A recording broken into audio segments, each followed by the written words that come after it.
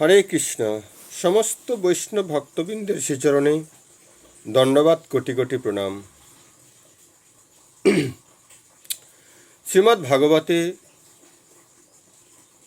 মোক্ষযোগ 18 অধ্যায় 16 নম্বর শ্লোক।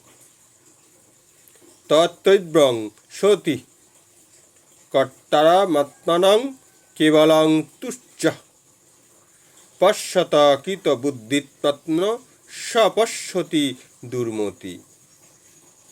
অতএব কর্মের 5টি কারণের কথা বিবেচনা করা হয়েছে। যে নিজেকে কর্তা বলে মনে করে, বুদ্ধির অভাববশত সেই দুর্মতি যথাযথভাবে দর্শন করতে পারে না।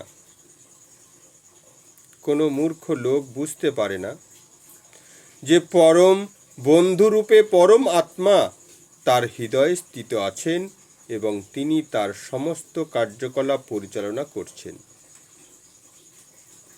যদিও কর্মক্ষেত্রে কর্মকর্তা, প্রচেষ্টা, ইন্দ্রিয়সমূহ এই 4টি জড় কারণ, কিন্তু পরম কারণ হচ্ছেন পরমেশ্বর ভগবান। সুতরাং 4টি জড় কারণেরই কেবল দেখাই উচিত নয়, পরম নিমিত্ত কারণও দেখা উচিত।